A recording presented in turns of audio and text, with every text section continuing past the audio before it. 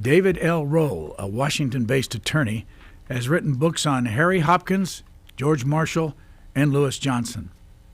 Now comes his fourth book, Ascent to Power, which focuses on Franklin Roosevelt's final days through the sudden transition to the presidency of Harry Truman. Spanning the years 1944 to 1948, David Roll's newest book looks at the struggles of a relatively unknown Missouri Senator, Harry Truman, who had served the U.S. as vice president for only 82 days before FDR's death on April the 12th, 1945. This is the first interview of two with David Roll. The second will be released next week in the Booknotes Plus podcast series. Hi, I'm Susan Swain. Campaign 2024 has evolved in some unexpected ways, and from now until Election Day, C-SPAN promises you unfiltered coverage of the candidates as they battle to win the White House and Congress. You may not know that C-SPAN is a private company that operates without a dime of government money. And like many media organizations, we've been impacted by cord cutting. This summer, we are asking for you to help support our unbiased political coverage with a donation. Here's the good news. 100% of your contribution, large or small, directly supports C-SPAN operations. And best of all, an anonymous donor has pledged to match your donation dollar for dollar. You can find out more at cspan.org/donate. Help ensure that C-SPAN's unique, long-form coverage of politics is here to stay. Visit cspan.org/donate. Thank you for watching, and thanks so much for your support.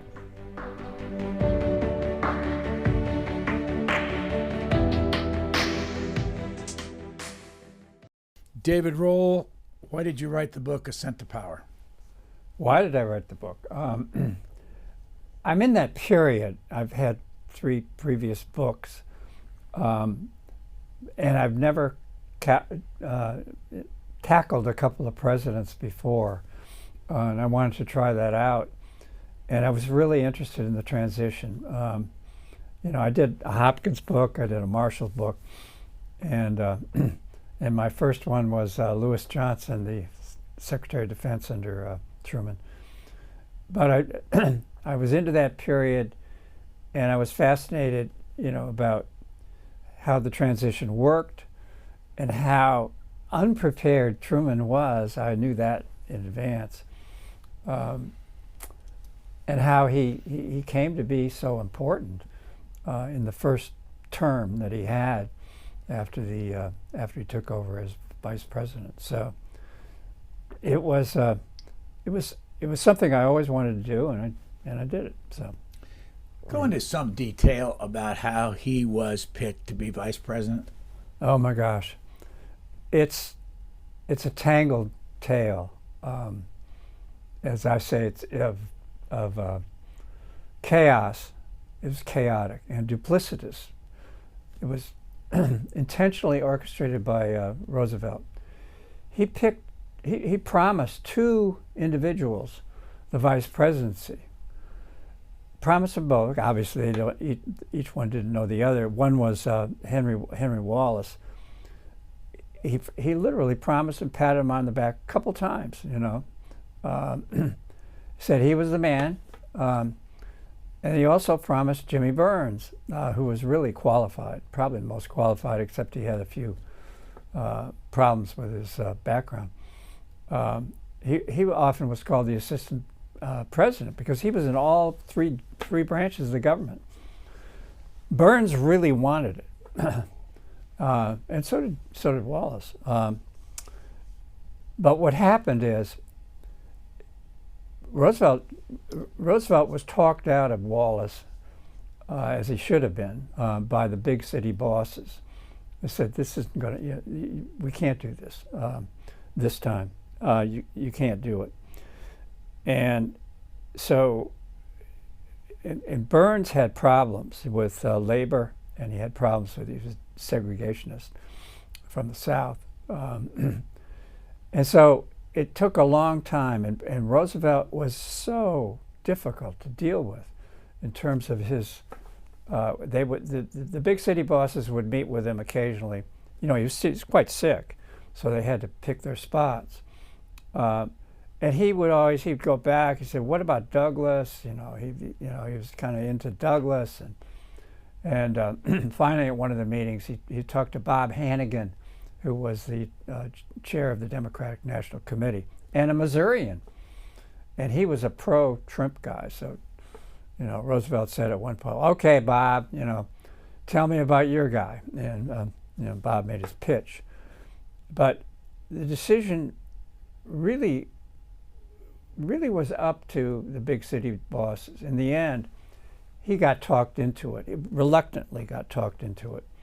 And he wasn't particularly excited about Truman, or for that matter, anybody else. I don't think he cared much. Plus, he was starting to lose it by that time. On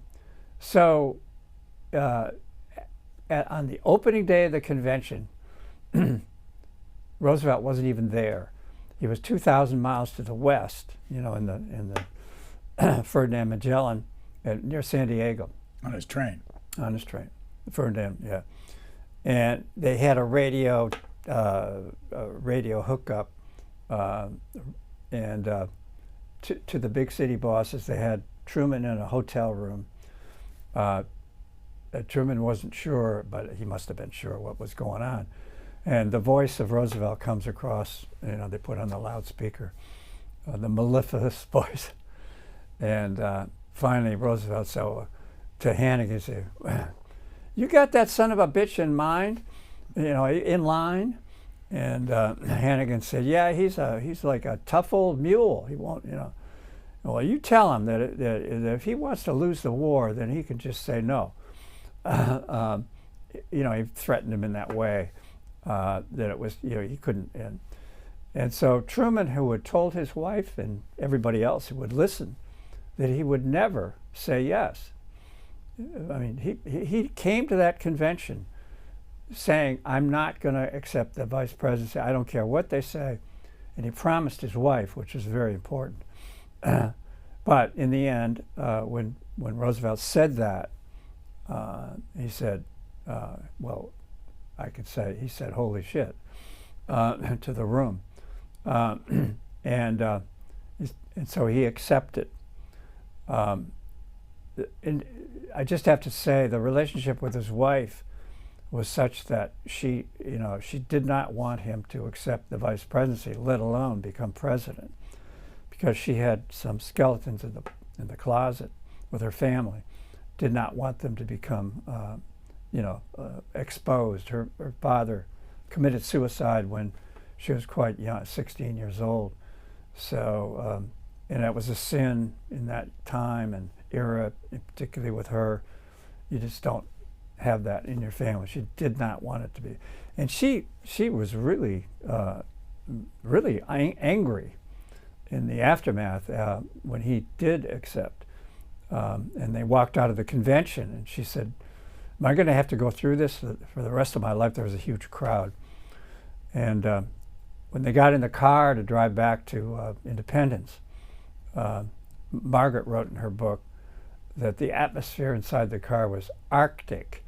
And it was not a pleasant trip, and she never forgave me. It was almost as if he was having an affair, only this was not a woman, but it was the possible presidency, and it took her a long time to get over that. You mentioned how sick FDR was. Yeah. Explain how sick he was, and the reason I ask you that is because he had a couple of meetings left that he had to go to, and he was a sick man. Yeah. And how much did, I mean, you put it in your book that he was told that he, you're talking about Tehran and Yalta. Well, Tehran was 43, Yalta was 45. Right. But my question to you is, how much did he know about how sick he was? Well, he was given the from the horse's mouth. There's a famous physician named Leahy in Boston, and then the physicians that Roosevelt had in Washington. Leahy, though, was involved. And he made sure, Leahy made sure that Roosevelt's, day in and day out physician, who was really an ENT guy, made it very clear to Roosevelt that he would not survive a fourth term. And this was, he was about to enter into his fourth term, that he would not survive. And they also said that he needed to be careful in appointing or nominating a vice president. They made that clear on the Saturday that, when he picked up Lucy on Sunday, that my book begins with that whole scenario. On Saturday, he's told that he's not going to survive. And on the previous Friday, he had met with Hannigan, and they decided to announce that he would run for the fourth term. So on Friday, they're setting up a press conference on the Tuesday. So on Friday, Hannigan says, "Okay, we're going to do it on Tuesday. You're going to announce you're going to run officially." And on Saturday, he's told he wouldn't survive. Sunday, he goes off with his paramour, Lucy, for a full day at what's now called Camp David. And then on Tuesday, he announces that he's going to run. He knew, but he was in denial. He has ears. And both of these physicians said that word was given to him. But of course he ran and he won. So he knew. But it may have been he's in a sense of denial, but he also might have thought, I can do this, I can get through this. He's been sick for a long time, but that particular spring was when he really went downhill. And he's in his early 60s. Yeah. Well, he had an enlarged heart. He had high blood pressure. His blood pressure was incredible. It was spiking from time to time. They thought he would have a heart attack, but of course it was a stroke. But his heart was not good. Tell me what you think of this. When I was reading your book, I kept thinking, I'm living through a period that sounds just like this book does. Yeah, I know. Did you feel that way when you were writing it? Well, are you talking about Biden, or are you talking about yourself? No. Compare this period with what we're living. Both of us and the rest of when you said that are living through. There's a lot of similarity. Absolutely. And Biden felt he could get through it. I don't think was he in denial? Partially denial. Yes, I'm Superman. Yes, I can do it. And obviously, in fact, in terms of Tehran particularly, his mind was clear at Tehran. He was sicker at Yalta, but still everybody said, of course, all the people around him said he was fine. His mind was fine at Yalta. But I don't think it was anywhere near it was. Go back to Tehran and tell us what that was. Yeah. It was in 43. All right. And tell us the story of how he got there. Well, yeah, they had to go by Stalin insisted on Tehran. How much he knew about Roosevelt's condition, I don't know, but I'm sure he knew that Roosevelt was not in great shape through his ambassadors in Washington. But they had to go, by boat, by battleship, and the battleship they had a little incident on the way over in the Atlantic when a torpedo was fired at the battleship Iowa, brand new battleship, by mistake from a destroyer. From our destroyer? Yes, the U.S. destroyer. And Admiral King went nuts because those guys somehow did that. It went into the wake of the Iowa. There was a rough wake of the Iowa, and it blew up there. It fortunately didn't hit the ship. It could have sunk the whole, and the entire military brass was on that battleship. But they went over into North Africa, and then they took planes to Cairo. They had a meeting in Cairo, and then they went on to Tehran. Another kind of dangerous flight, but protected by fighter aircraft. How much did the American people know about this trip? Nothing. Nothing. And how long did it take him to go from Washington, D.C. over to Tehran? How long? It took, well, because they stopped and they had meetings and so forth, it was 2 weeks, roughly. And how did we not know about that then, if we lived here? Well, press did the press know about it? No, I did not detect that the press knew about. Obviously, he had gone, and so he wasn't in the White House. The White House press correspondents must have known he was somewhere, but what they told him, I don't know. I don't know what the people there told the press about where he was. He could have been, at Baruch's place, down in South, recuperating, because he'd spent all kinds of time out of the office recuperating, resting, so he was stronger then than before Yalta, but a very long trip. And Tehran was not a peaceful kind of place. There were all kinds of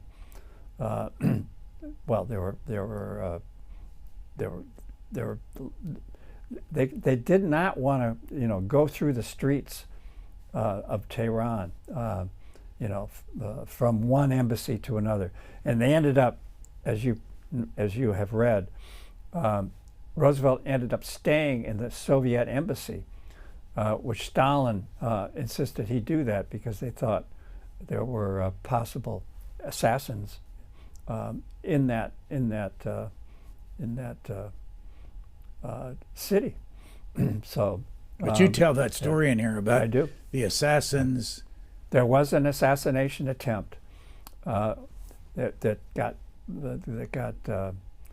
intercepted, and then the Soviets were the ones, the NKVD of the Soviets, found out about the assassination. They were parachuting into the outskirts of Tehran. They were Nazis, some of them, and some of them were ex-Russians who were working for the Nazis. And they wanted to go through and assassinate the three of them, Churchill, Stalin, and Roosevelt, at Churchill's birthday party, which was in the British legation. Anyway, that was stymied. That whole plot was stymied. They finally caught them all and killed them. And they were, do I remember you telling us that they were dressed in Russian uniforms? Some of them, yeah. That's what they were planning on going in. They were trying to go in through water tunnels. There were actual water tunnels that went into the embassies from the mountains. So they blocked that. Then there was tried to get them when they were leaving the embassies to go back, but that got intercepted too. So there were 3 different parachute groups, and each of the groups didn't know what the other was doing. All Nazis, except for one. There was one guy that knew the whole plan, what happened to the assassins? I mean, they didn't. They were blown up. They were blown up. They were caught in a house, and it was probable that they blew themselves up because the Nazis were on the out, or the Russians were surrounding the house in Tehran where these guys were, the last remnants of them, and when they went in the door, they blew themselves up. So what was the Tehran meeting about? Tehran meeting was really Roosevelt's whole, objective was to settle the question of overlord. That is the D-Day invasion, and and Stalin held the trump card, so to speak. Churchill was definitely against it. Roosevelt and Marshall were behind it. That is the invasion that took place in 1944. They wanted Stalin to basically weigh in on it, because Churchill made an argument, we don't want to do a head-on invasion of Europe. It's too dangerous. We could lose. We want to go up, we want to stay in Italy and go up through the Balkans. That was Churchill's position at Tehran. Roosevelt kept his mouth shut. He just wanted Stalin to make the decision. And Stalin said to Churchill, and Churchill had a tough time at this meeting. Stalin said to Churchill, what you're talking about is a diversion. We're talking about a second front. The only way we're going to win this war is to have the Allies invade Europe, so that we have a clear two-front war. That's the way to win and so we're not going to have a diversion into the Balkans or Italy or whatever. All of our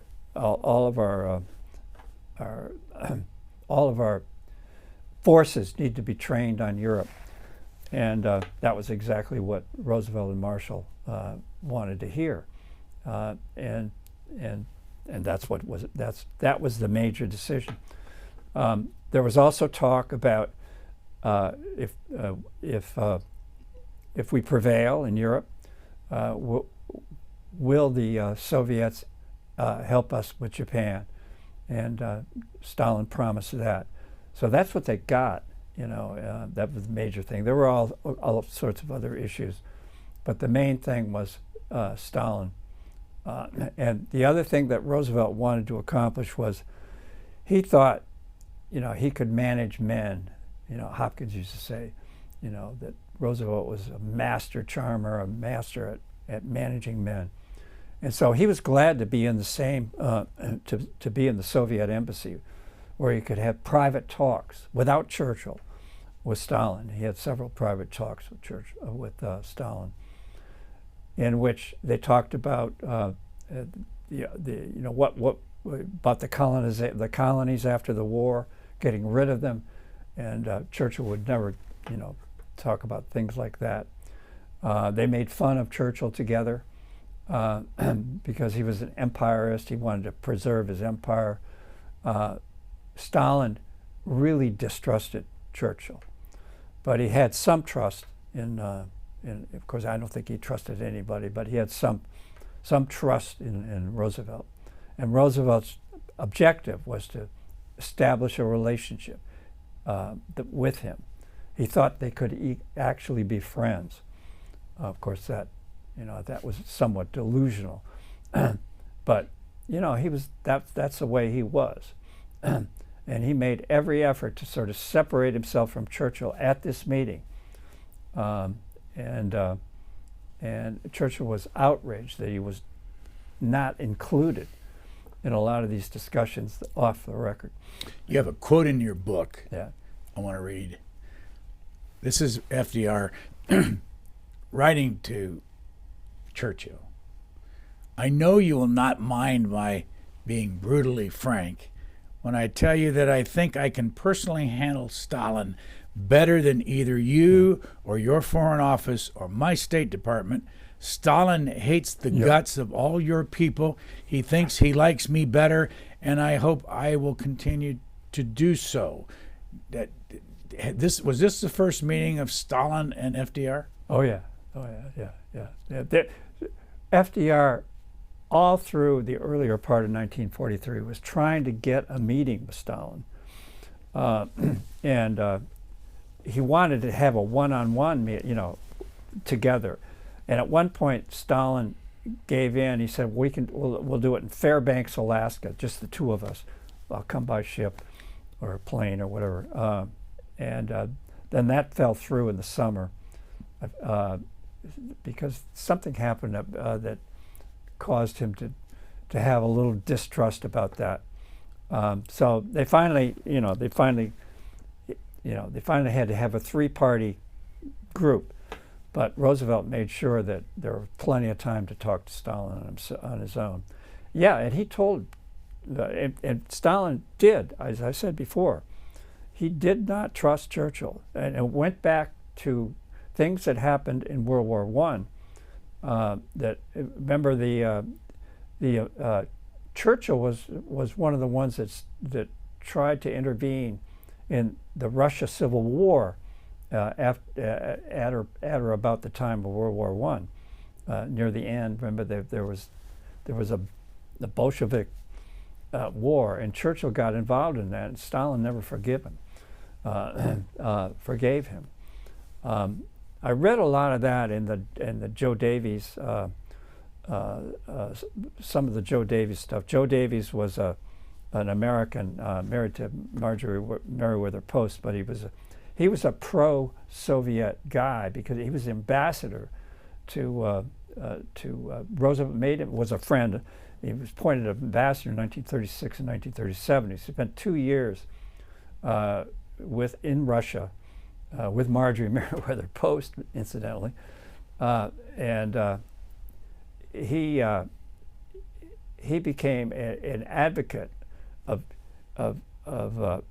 trying to be conciliatory towards Stalin, and tried to convince Roosevelt that he could be dealt with, and to be careful, not to get tough, to be easy on him, and that was his. But he was, but he knew all about how much Stalin hated Churchill. Davies is a really interesting character, involved, in the war years, with trying to convince the Roosevelt administration to go easy on Stalin. Of course, they were allies too. So at that point, but they were allies that would soon become adversaries. We'll come back to the book in a second. I'm going to ask about you. How long did you practice law? Oh, about 30 years. 30. Steptoe and Johnson, the law firm. Yeah, I started in Detroit. I'm a Detroiter, and came to Washington to work at the FTC. I was an assistant director in the Bureau of Competition doing antitrust, which is what I wanted to do, and did a lot of that. So then I went to Steptoe and Johnson, 1974. If I read it right, it was 2005 when you did the book on Louis Johnson. Yeah. And who was he? Oh, he was the Johnson of Steptoe and Johnson. I did not ever meet him because he died before I got there, but his reputation was, a lot of the people, the older partners, had dealt with him, and so. He was an overbearing, unlikable kind of person, as far as people like Dean Acheson was concerned. But he spent his own money, and he was the fundraiser for Truman's famous whistle stop campaign, and he came through. And I think there was sort of maybe an unspoken, maybe a spoken promise that that he would be Secretary of Defense, and he was appointed as Secretary of Defense after Forrestal committed suicide. So Truman appointed him Secretary of Defense, and then he had to fire him later on. In fact, Louis Johnson got fired twice. Once by Roosevelt. He really didn't fire. Roosevelt eased him out in 1940 as Assistant Secretary of War. Johnson was actually a very effective Assistant Secretary of War, because he was the one who helped Roosevelt mobilize airplanes as a way to defeat the Nazis. He did a great job, but then Roosevelt wanted to bring in some Republicans in 1940. He was running again for his third term. And so he got rid of Johnson, a Democrat, and so he appointed a Republican Secretary of the Navy, a Republican Secretary of the Army, Stimson and Knox. They were Republican. It was a masterstroke by Roosevelt because he could get the support of the Republican Party by appointing these guys, and he could get rid of Johnson and the guy that did the Navy. So anyway, Johnson was out in 1940, but Roosevelt sent him to India on a special mission in 1942 to try to convince the Indian to defend themselves against the Japanese, which were who were shelling Ceylon at that point, or they were on their way to India. So Johnson did that, and then made a lot of money during the war on contracts that Roosevelt assigned to him and the firm. Firm did very well during that, and then Johnson raised the money. He spent $100,000 of his own money to start on that whistle stop campaign. So what led you to decide to write this book? And this was the first of 4 books while you were practicing law?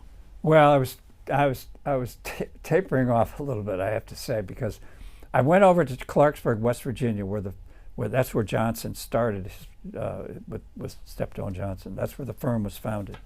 A little town that thought it would be a big town at one point. They had a 10-story skyscraper in Clarksburg. It's now all boarded up. And I ran into a judge there who said, there's a professor that's come through here, and he's interviewing people. I think he's writing a book about Lewis Johnson.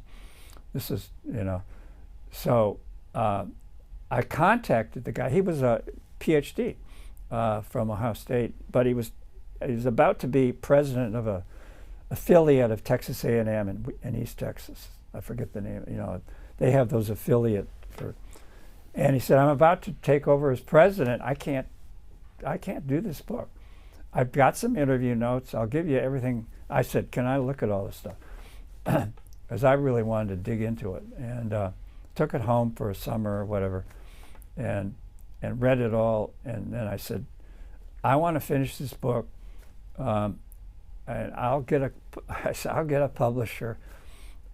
Like I knew nothing about doing something like that, and so I did. I basically wrote the book, except for, he had some chapter drafts and some notes and stuff. It was all no computers and all that back then.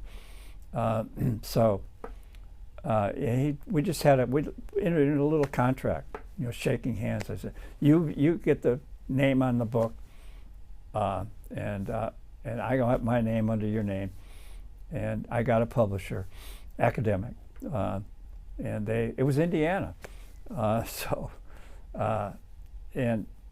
I learned, how to do stuff, and how to do the research, and go to the papers, and figure out how to do it. But and he was my mentor. I would send him chapter stuff, but he didn't change much at all, and we became friends. What was his name? So his name was Keith McFarland, really nice guy, and I got him to come to Politics and Prose here and we actually had it at Politics and Prose. We did that. It was my first bookstore. Book talk, here in Washington, right. He and I did that together. So what led then to? Then I said, I like this stuff, And Hopkins was just Harry Hopkins. I love Hopkins' book. In fact, he was such a great character, roguish, sickly, roguish, nightclubs, women, smoking, and then he's half of his stomach has been removed for cancer, and then Roosevelt, he lives in the White House for 3.5 years, and he gets married up on the second floor to a very fancy woman, Harper's Bazaar, Paris Harper's Bazaar editor. She fled Germany, fled France. She was in Paris, right? She fled France as the Germans came to Washington. She was a socialite also. She used to date, Whitney, Jack Whitney, but she was fascinated by Hopkins. So they got married. She brought a maid and a dog up on the second floor, and they lived in the Lincoln Suite. and Eleanor was a little bit upset as days went by because she was never consulted. Roosevelt said, if you're going to get married, you got to continue to live here. He had a daughter also, Diana, who was still living, and I used to interview her. She was on the third floor. So. But why did Roosevelt want him there in the first place? Oh my gosh, he was his legs. Hopkins knew everything about. They sat together during the year that Roosevelt, as the war was starting at Pearl Harbor. But Roosevelt wanted Hopkins to go to Churchill first, and because Churchill was begging for weapons, and this was the finest hour, and so Hopkins went there, and basically that was the beginning of Lend-Lease, basically setting up that whole program to get stuff to arms and material to the British, and Churchill, of course, got along with Hopkins. He had to get along with Hopkins, and Hopkins loved Churchill, and they had all these, great times in working together, and Clementine sort of mothered Hopkins. He felt sorry for him because he was always cold and sick. They had a great relationship, and basically, Hopkins was the intermediary between Churchill and Roosevelt. Roosevelt couldn't travel like that. And then, of course, he did the famous mission to Moscow, where he did a very dangerous flight from Scapa Flow up around Norway to get into Russia when the Germans were on the doorstep of Moscow. And he spent a week or two there finding out what Stalin needed. Made all these copious notes, and understood what he really needed to have, and came back, and we opened up Lend-Lease to Stalin. What did that mean to either Great Britain or to Stalin to get Lend-Lease? It was life-saving. It was interesting. The Russians, one of the ambassadors there got into trouble because he said, Stalin is not telling the people about Lend-Lease, and Stalin found out that what he said, and he was very angry because they didn't. Basically they had all these trucks and all this stuff, but it was coming from the U.S. Trucks were a huge thing we just poured trucks into Russia. It was hard to get them there. Because the Norway route was full of Messerschmitts and stuff, so they had to go around up through Iraq. Up through Iran to get into Russia. So they had we had to set up a whole structure in Iran and a railroad. Harriman was involved in that to get all of the material up into Russia. But yeah, we did everything we could. We had to split it then with the British and the Russians. We started out with the British, but now, why could we do this? Where was our money coming from? Of course, our money. Why were we able to afford it? We're paying Ford Motor Company and all that. But yeah, the money is coming because they got the money. You know, they got the money. I don't know how they got the money. Roosevelt, that's probably a story, sort of a hidden story, but they had to get Congress to appropriate the money, and the fact that we had Republicans running the war was helpful and we had our isolationists. Vandenberg was still an isolationist at that point, and he Senator became Vandenberg. immensely important. From your state of Michigan. That's right. Yeah, from my state of Michigan. I tell you. So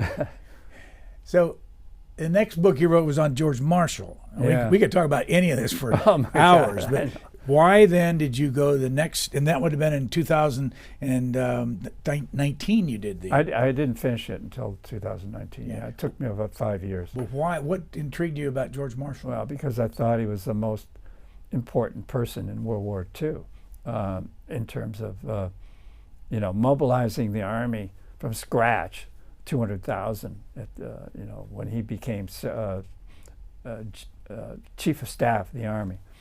Having been, sort of working his way up, and the whole thing about getting him in that position because he was elevated over a lot of people that had more experience. What different jobs did he have? He started out in the Philippines. I think that his critical. The thing that really made Marshall was Benning, Fort Benning. Now it's changed, the name has changed. That's when he basically he became an instructor. He's a teacher, and he probably was involved in instructing what became like 200 young army people, but that became generals during World War II. He picked them, but he started picking them when he was, at Benning in 1930, 32, in that period. He was in the Army. He was in the Army from the Philippines, right out at VMI, 1901, 1902. He actually, in his senior year, he took a train to Washington from VMI, got in line at the White House to see McKinley. And he actually, and he said to McKinley, and this was when, it was right after the Spanish-American War, and they weren't giving commissions to a lot of the military. And he wanted a commission right out of VMI. You don't get an automatic one out of it. And he lobbied the president. I don't think the president actually did it, but he got he did see some senators, and he did get the appointment. So he was right out of VMI. He wasn't even untrained. They sent him to the Philippines right away. So he distinguished himself right there. Hap Arnold, who became head of the Air Force, said back in 1902 or 3 or whenever it was that he had just witnessed a fellow who would become, he thought would become chief of staff of the Army. He was brilliant at planning. His thing was planning and logistics, but planning battles and logistics.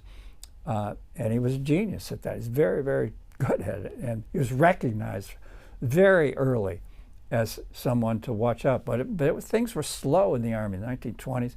He became the chief of staff for Pershing. So he was in Washington. World War I Pershing. Yeah, World War I Pershing. And after the war, Pershing, there's a famous story in the book about how he impressed Pershing during the war and with his ability. And Pershing had his finger on him right away then, because Marshall helped plan the final battle, the battle movement of 600,000 troops from one place to another to get them ready for the final battle. And so he was tops then, and so he was Pershing chief of staff when Pershing he was, I guess Pershing was still chief of staff of the Army then, during the 20s, they lived at Fort Myer. And Pershing was doing a lot of traveling. He had a French mistress at the time. He had lost his whole family, almost entire family, in a fire at the Presidio. But so Marshall was basically running the army for a while there, while Pershing was going back and forth. But then he was sent to a couple of places, and then he ended up at Benning. When his first wife died, Marshall's. Very, very, he very, very much in love with her. It was a huge shock to him. He got depressed, and he said, "I want to get out of here, out of Washington. I want to teach." And he basically said, "I'd like to go to Benning," and he revolutionized, tactics at Benning, and most of his students, a lot of his students became the generals. Small arms, think on your own, learn to think on your own, all that sort of thing. And then, he did not, MacArthur was in charge of the Army in the early 30s with the bonus thing and all that. So, and MacArthur was chief of staff. But then, Marshall succeeded him as chief of staff literally on the day that World War II started, September 1, 1939. That's when he became chief of staff. And at that time, he had only 200,000 or something in an army. And he had to beg for money. And, Roosevelt would come up with this scheme, well, let's just do airplanes. And we can deter Hitler by using our air forces. And Marshall said, it's not going to work. We got to have our own plane. We've got to be ready for this. This is from the beginning. He knew we would have to invade Europe. And he always was. That was his thing, invading Europe. And it kept getting delayed. He wanted to do it in 1942. He thought he would have, if they wouldn't drain things away from him, he thought he would have enough army together with the British to actually invade Europe, but it probably wouldn't have worked. But then it was delayed to 1943. Stalin was outraged. Then it got delayed to 1944. There's a whole lot of stuff involved in my Marshall book about how that second front thing got delayed, and over Marshall's objections. Over the first three books and now into your fourth book, what were you learning about what people who read your books were interested in? Yeah, that's interesting. I think I got a lot of letters from people, and they say they like it because it, a lot of them say it reads like a novel. The Truman book is like that. I've got a lot of that. In fact, the Truman book is more readable, I think, for a lot of people than the Marshall book. Marshall book was longer for one reason, but they like the personal part of things. They like the, and there's a lot of people that still want to buy World War II, post-war books these days. There are a lot of old people, so there's demand for that kind of thing.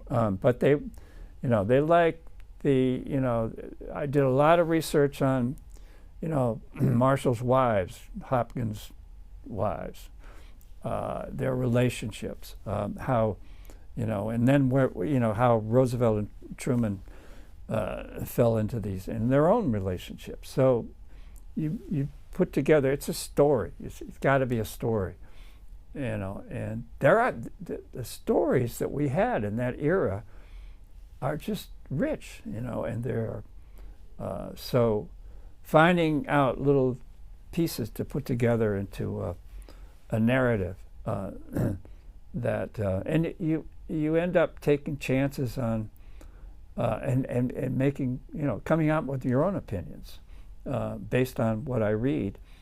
And so I think I get people saying, they tell me in these letters, we like it that you take a point of view, you have a point of view on a particular thing. I did that with Overlord, the lead up to Overlord, and how it could have been different. So, it's interesting to get the. What about your writing experience? What kind of, once you've done your research, when do you write? Do you write? Yeah. You do all your research then start writing, that kind of thing? Give us a sense of. I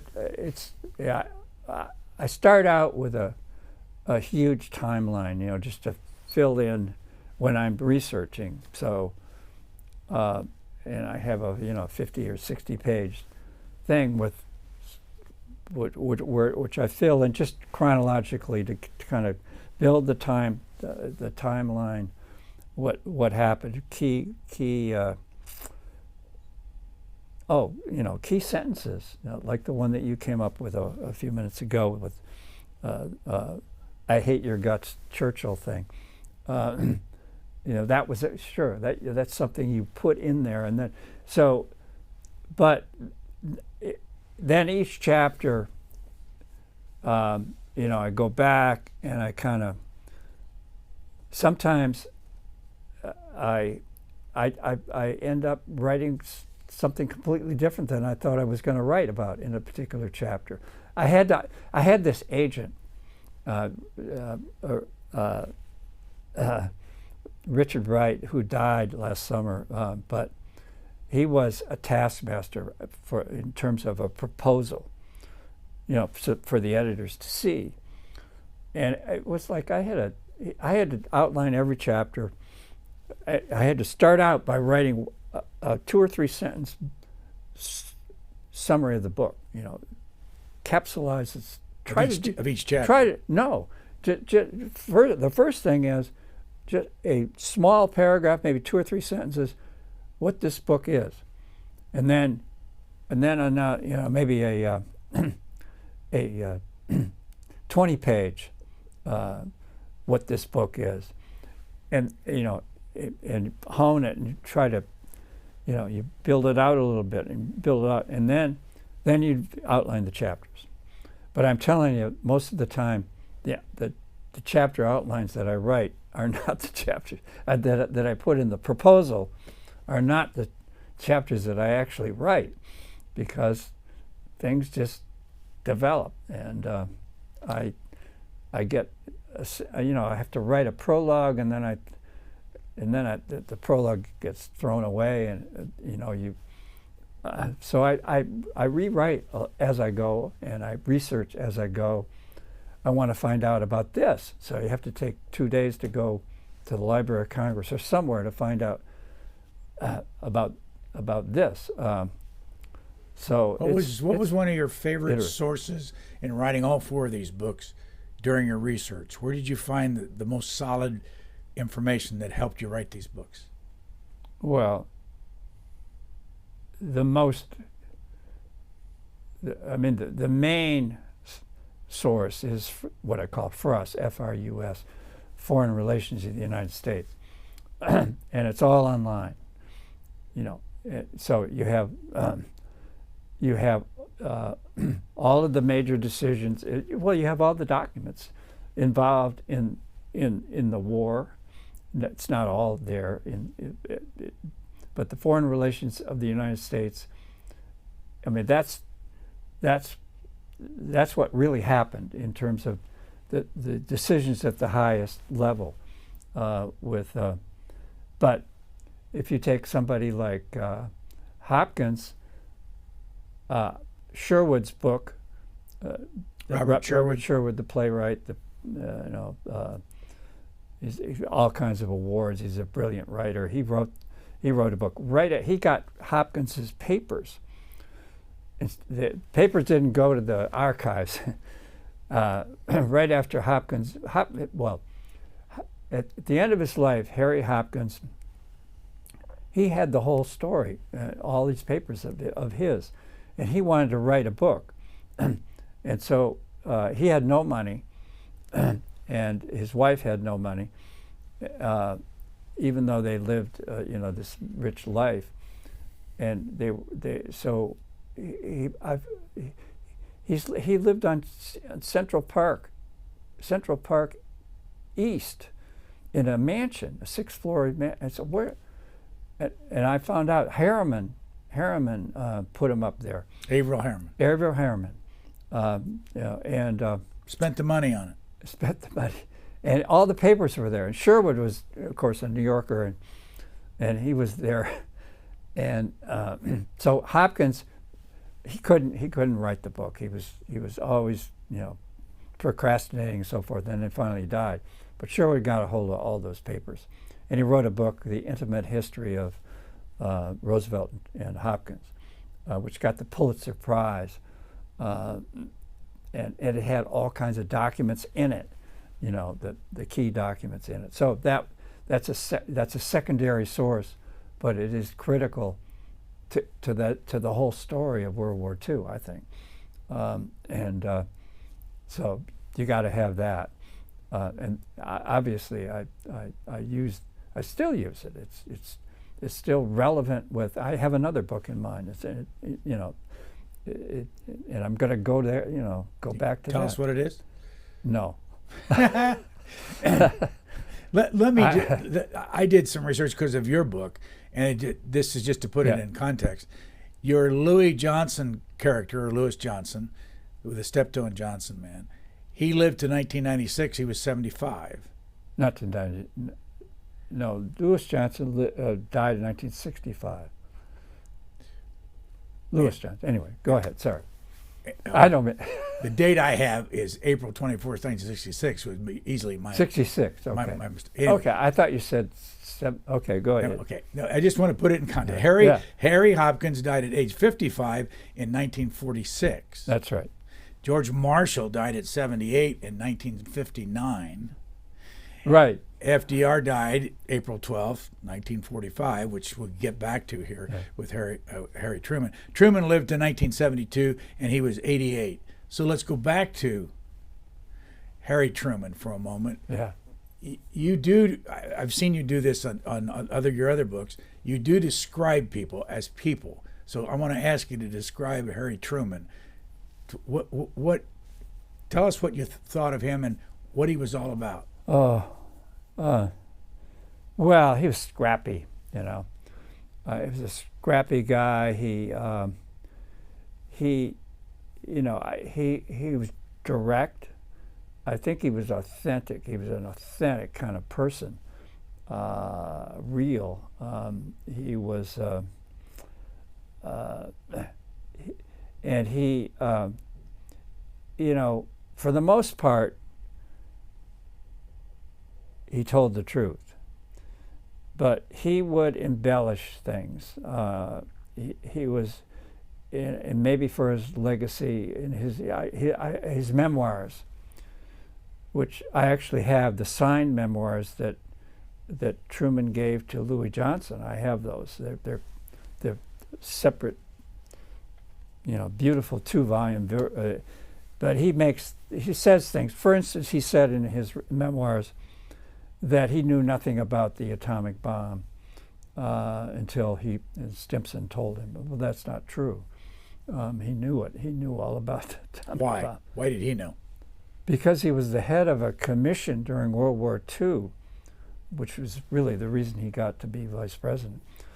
Commission during World War II to investigate the defense industry. And his investigators knew about the existence of the bomb.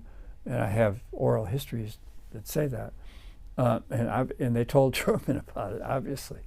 But it was the best kept secret in Washington. They kept it secret, but by March of by 1944, they knew about the Manhattan Project and the existence of. But Joe Stalin also knew it. Yeah. How did he? Well, he knew. Yeah, he knew when Fuchs, told spy. Yeah. American spy. That's right. Right. Yeah. Yes, he knew. The question was when would it become effective? Whether or not Truman didn't know, that it was effective. They had to get, they had to test it. At least one of the bombs they had to test. But Truman, he was very. His staff loved him. He did not. They really revered him as a nice person. He never went after staff or fired people, except for Henry Wallace. I mean, at that level. But his staff people, that you get that sense by all the oral histories and so forth from the staff, and that's not always true with presidents. A lot of people, But in any event, I think he was clearly a generous person. He went into the kitchen, and with the black cooks and stuff at the White House. He was very, you could tell he was brought up on a farm. He always talked about having a ham sandwich and buttermilk. He had expressions that were Missourian kind of expressions. How about this one? Yeah. Heroes know when to die. Yeah, I love that. Yeah. Heroes know when to die. Yeah, and he said that because it was really a reference to Roosevelt. And Roosevelt being the hero, because what happened to Truman when he became suddenly president was the reconversion of the entire United States economy. It had to be taken from a total wartime situation to peacetime. From tanks to cars, that's when he made that statement, because he couldn't deal with inflation. It was impossible, because there was a huge pent-up demand for new cars and washing machines and all that sort of stuff after 5 years of none of it for the American people and the returning veterans. So inflation went out of control. Strikes went out of control because the workers during the war were not getting raises. So everything, the economy was impossible, and that he was referring to Roosevelt. He knew when to dive, and I think I cited a gridiron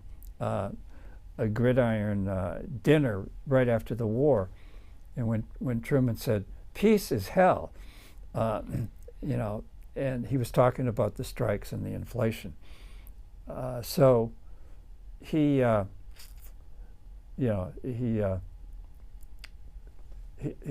it was a brilliant phrase, I think. Thanks for listening to the Booknotes Plus podcast. Please rate and review Booknotes Plus, and don't forget to follow so you never miss an episode.